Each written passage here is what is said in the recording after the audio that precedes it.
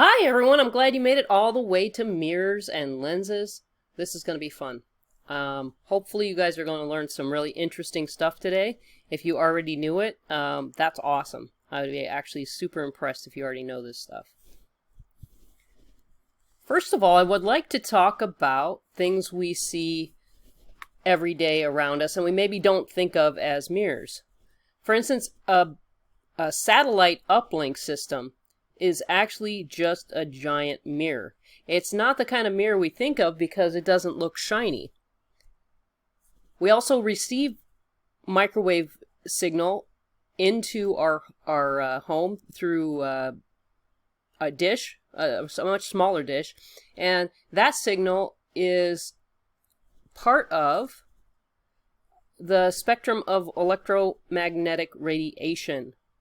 So when you think radiation, you think, oh man, gamma rays, X-rays, bad things. Well, yes, gamma rays and X-rays can be bad for us, but we also have a huge spectrum that we also refer to as electromagnetic radiation. So the visible spectrum we see every day, you can see it's just a very small part of the full spectrum. And the spectrum that we're using in satellite communication is actually in the microwave range. So the reason it doesn't have to look shiny and polished is that it reflects microwaves just fine, being the way it is. So that's interesting, right? But why? Why is it shaped like that?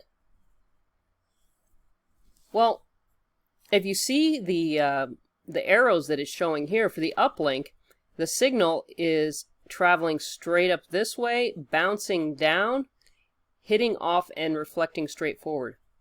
And that's because it's an uplink. But if this was a regular downlink satellite, it would be the opposite. The waves would be coming straight in, and then they would be bouncing up to the receiver. So that's the case here. So what we would be doing, say we went camping and we took our DirecTV or Dish Network or whatever with us, this is what we would be doing. We'd be aligning this dish to point directly at the microwave so that it's coming down and it's hitting the dish. I'm not drawing very parallel lines, but they're supposed to be parallel. And they're bouncing up and they're hitting the receiver part. And if you don't have this aligned, you don't see any signal. You don't see any TV at all. So they actually make a signal thing that you can hook directly to this so that if you do take your Dish TV camping, that you can actually see whether you're getting a good signal or not before you go into your house and check on your television set. So it's very interesting that when you get the high signal, you're completely aligned to the satellite in parallel waves of signal coming down. So let's take a closer look at why that works. Does anyone recognize this? Maybe not, because it's kind of a weird angle. This is a flashlight cone. Okay, so there's a curvature here, right? And then going back like into here, and then your bulb would be up in here somewhere. And this is gonna, if you have the light bulb here, it's actually gonna take all the light and put it straight out the front, just like we saw with the satellite dish. Why is that? This is a parabola. Yes, all those years of math, learning about parabolas, have paid off because now you can actually see a purpose for a parabola.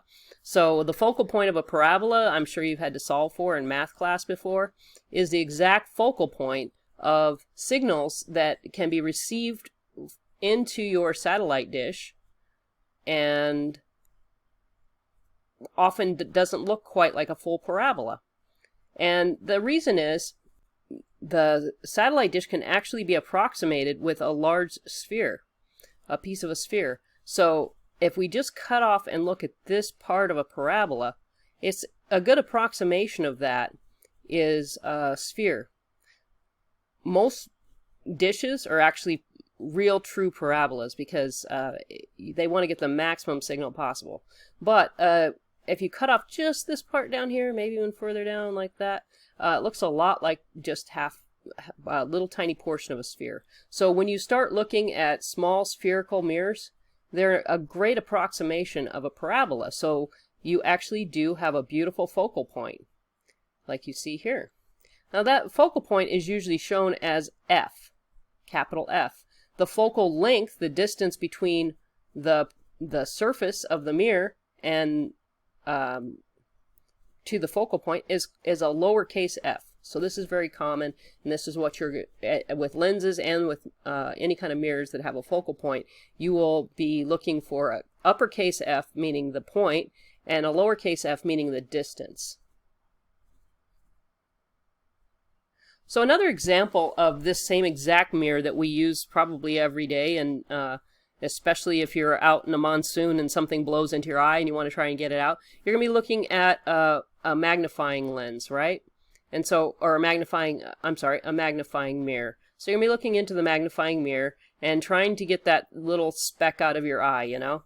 And what you notice is that if you get close to it and you put your eye right here, here's your eyelashes, and not sure where it's stuck, but you get your eye right up there close, you can see a nice big magnified version of that, right? So that you can look for something in your eye. But if you bring your eye too far out and it comes right about here, you get your eye too far out of there, and you line up with this focal point, the interesting thing is you don't really see an image. You see a lot of weird shapes and stuff like that. That's actually aberration of the mirror that you're seeing. And that means you're right at the focal point. When you don't see an image, you're right at that focal point. And then as you go back out here, I would love for you guys, if you have one of these mirrors at home, to go try this. When you come way back out here or further out than that, you start to see an upside down version of yourself. Really small. Take a look. Definitely try it at home. I want you guys to see that. And then as you work through the lab, the virtual lab, I want you to look at the image and the arrow and how it flips, and you'll see that it actually does work just like the mirror you have at home. Hopefully you guys have a magnifying mirror at home so you can try this. So those kind of mirrors are called converging mirrors, and it kind of makes sense, right? Like with a satellite dish, you're converging all that waves into one point. So that's called a converging mirror. It's also called a concave mirror because anything that goes in, like I always memorize it like it goes in like a cave, like you could walk into it like a cave, then that's called concave mirror. But that's just a note. I think for most of your stuff, we'll be discussing them as converging or diverging, but I just wanted you to know if you see it anywhere else, a lot of times they'll be called concaved. So this is not a concave mirror. This mirror is something you might see in businesses. It used to be in, like every drugstore had one of these in the corner, and you can see people coming down different aisles and moving up and down different aisles. In a other place, you might see someone coming down a hallway. In a restaurant, you might be able to see that you won't bump into someone as you come around a corner. The same purpose is in the blind spot mirror on your car, because you'll be able to see further out. If you look over here, you can actually see this guy riding a bike up here. Now, if you were just looking in your regular mirror and just glancing over, you might not see the guy. So if you have that little blind spot mirror on there, it widens your view. It's a distorted view. As you can see, the car looks all bubbly and weird. It's a distorted view, but it's still a view, and you can see motion in there, and you can see colors in there a lot of times, and it can really save your driving. It can save you from changing lanes. Very excellent thing to have on your car. That is called a diverging mirror. Okay? So a diverging mirror, the rays actually bounce off and go at a different angle. We're going to look at an example of that in a side view diagram. That one's called convex. So here's a good example of what we just looked at. If your eye's here, it looks like the object's back in here. It doesn't matter where you move your eye, it looks like the object's back inside the mirror. So that's for the blind spot mirror and the mirrors that you see for security mirrors and stuff like that. It looks like it's back inside. This is called a virtual image. there's no converging of the lens. It's diverging, the opposite. Right? It's diverging. So it's going away. And if all of the rays, the actual rays of light, go away, it's called a diverging mirror. And if they go away and the only way the image can be made is by tracing back behind the mirror to get an image, that's called a virtual image.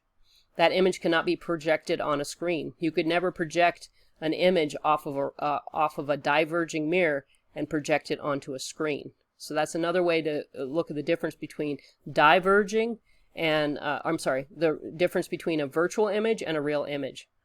So as we move on, we'll try and show more examples of that to make it more clear. It can get confusing if it's the first time you've discussed a virtual image. Okay, so we have a diverging lens here.